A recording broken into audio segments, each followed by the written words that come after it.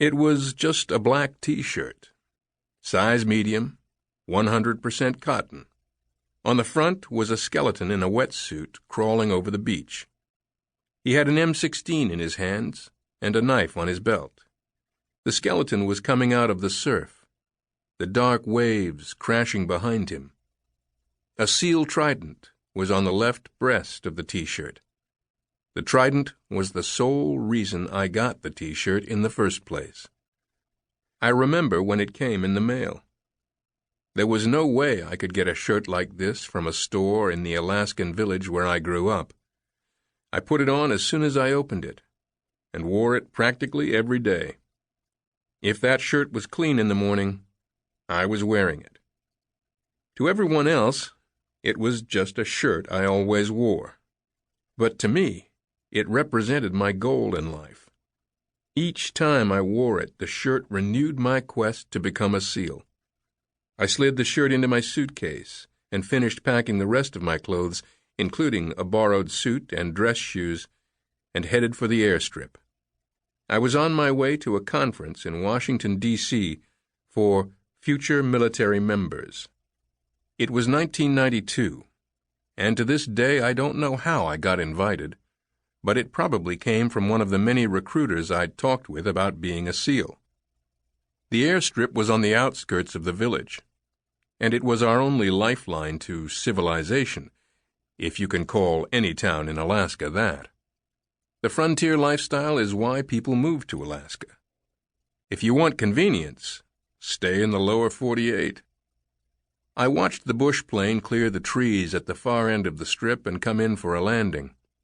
As the pilot and a newly arrived group of hunters unloaded, I hugged my parents near the small one-room building that served as the airport terminal. The trip was a first for me. It was the first time I'd left Alaska alone. It was my first trip to Washington, D.C. But of all the firsts, I was most excited that I was going to meet my first SEAL. Everyone in my village in Alaska knew I wanted to be a SEAL. It was something I talked about with my friends and dreamed about at night.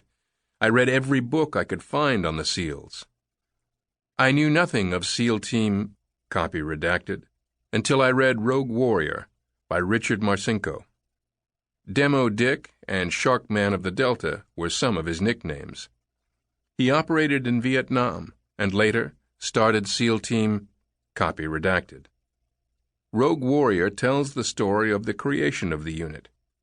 If you believe that book, every SEAL can bench press 500 pounds and eat glass. I wanted more than anything to prove I could too, except for maybe eating glass. At the time, I just thought it would be cool to be a SEAL. I knew the training would be hard, but I was too young to really understand how hard. I certainly didn't know all of the sacrifices I would have to make. I just wanted to be like the guys I read about, and at the time, that was enough to push me forward. I was lucky.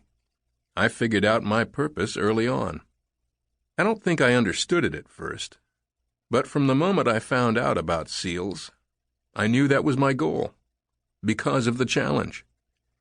If you asked me then to say why I wanted to join, a sense of duty would be on the list, but not at the top. At the top was a need to prove to myself I could make it through the toughest training the U.S. military had to offer. Why would I want to do something that was easy? If it were easy, everybody would do it. Looking back now, I'm not sure why I had to prove myself. All I knew was after reading the history books, I decided the SEALs always stood out as the hardest and most challenging. I guess I figured if I was going to join the military, I might as well go big. The pilot helped me stow my suitcase, and I climbed aboard the plane. I waved to my parents from my cramped seat in the back as we taxied into position on the runway.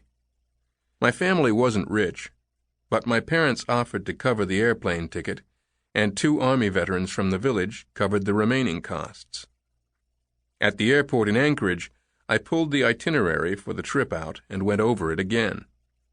Before the SEAL session, I'd have to endure trips to the national monuments and listen to sessions on the Army and Air Force. But it was worth it. to meet a SEAL.